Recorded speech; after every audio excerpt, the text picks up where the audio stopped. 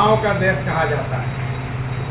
युवाओं का ऐसा देश जहां आप सुनते होंगे लगातार टीवी पर नेता लोग बोलते हैं यहाँ फला खतरे में है, यहाँ हिंदू खतरे में है, यहाँ संविधान खतरे में है। सबसे खतरनाक बात है कि यहाँ के जो युवा भविष्य हैं देश के, वो खतरे में है। उनकी ज़िंदगी, उनका भविष्य खतरे में है। युवाओं का देश भारत होते हुए भी युवाओं को रोजगार देने में असफल है। बेरोजगारी दर 7.80% अभी है। आप सोचिए किस हद तक हमारे युवा बेरोजगार इस भारत में विवशता के साथ, घुटन के साथ अपनी जिंदगी को जी रहे होंगे। क्या होगा देश का भविष्य, क्या होगा उनका परिवार का भविष्य? सोचने की जरूरत इस बात को है कि यह बेरोजगारी एक दिन उनको, उनके परिवार को ले लेगी। इस बात पर इस देश में सरकार की कोई चिंता नहीं है। सरकार इसके लिए काम नहीं करती है कि उसको रोजगार मिले, बल्कि सरकार इसके लिए काम करती है कि कैसे उसके रोजगार को छीन लिया जाए और उसे किसी अदानी और अंबानी ग्रुप के गिरफ्त में डाल दिया जाए। आप देखे होंगे कारखानों में जाकर राहुल जी मिलते हैं मजदूरों से, जहाँ की पैसे तो दिए जाते हैं 14,000 और 20,000 और 7,000 और 10,000 निकलवा के वापस ले लिए जाते हैं। ऐसे हालात हैं देश के। ऐसे हालात में हमारे युवा से क्या उम्मीद की जा सकती है? क्या यह देश हमारे युवाओं के लिए नहीं है? क्या यह देश उनके भविष्य को बनाने में सक्षम नहीं है? सक्षम है, सब हो सकता है। आरक्षण जो मिला युवाओं को, उसको छीना जा रहा है। उनको, उनकी जो नौकरियां सरकारी मिलनी चाहिए थी, उसको प्राइवेटाइजेशन करके ख़त्म किया जा रहा है।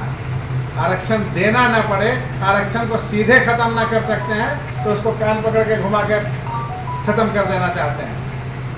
किसी न किसी रूप में ये हिंदुस्तान के युवा भविष्य को बर्बाद करने में लगे हैं।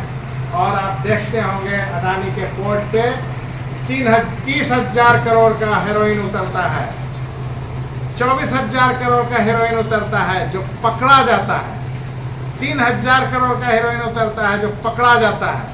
आप सोचिए कितने ऐसे खेप आते होंगे वहाँ, जो भागलपुर के आम युवाओं के बीच भी आज आप जाएंगे तो उनका भविष्य चौपट कर रहे हैं, या वो युवा इस हेरोइन और चरस के शिकार हैं। इस बात को समझने की जरूरत है। और आप लोगों से मेरा अपील है, आह्वान है कि आदरणीय राहुल गांधी जी हर पल देश के भविष्य के लिए सोचते हैं, देश के आम आदमी के लिए सोचते हैं, देश के नौजवान के लिए सोचते हैं, देश के किसान के लिए सोचते हैं। तो आइए आप और हम उनके हाथों को मजबूत करें। 180 से ज़्यादा कंपनियां 19 तारीख को आ रही है बिहार में, ज्ञान भवन में, पटना में। और यहाँ के युवाओं को ज़्यादा से ज़्यादा रजिस्टर, जो रोजगार पाना चाहते हैं उन कंपनियों के माध्यम से, वो ज़्यादा से ज़्यादा संख्या में रजिस्ट्रेशन कराएं। हमारा QR कोड है, हमारा नंबर है, कांग्रेस पार्टी के तरफ से, युवा कांग्रेस की तरफ से ये जारी किया गया है। और इस पर रजिस्ट्रेशन करा के वो भाग लें। 5,000 10,000 लोगों को वहाँ नौकरियाँ मिलेगी। 5 से 10,000 लोगों को नौकरी देने का टारगेट है। तो अगर ये रजिस्ट्रेशन होता है युवाओं का, तो निश्चित रूप से उनका भविष्य सार्थक होगा और उनको काम रोजगार मिलेगा।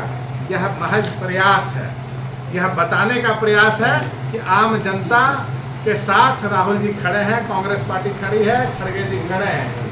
किसी भी सूरत में हम देश का भविष्य बिगड़ने नहीं देंगे। यह एक संकेत है आम आवाम को कि हम ऐसा कर सकते हैं। सरकार तो कुछ भी कर सकती है। सरकार 17 महीने में रही, राहुल जी, तेजस्वी जी की सरकार, कांग्रेस और राजद की सरकार, गठबंधन की सरकार, तो कितने लोगों को नौकरी मिला? वो गलत है क्या? वो हकीकत है ना। उस हकीकत को छुपा कर ये लोग आज क्या कर रहे हैं?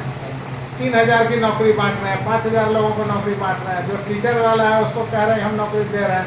एक नौकरी को अपने जिम्मे लेके दिखाना चाहते हैं कि हमें 5,000 नौकरी दी। ऐसा होता है क्या? सरकार ऐसी होती है क्या?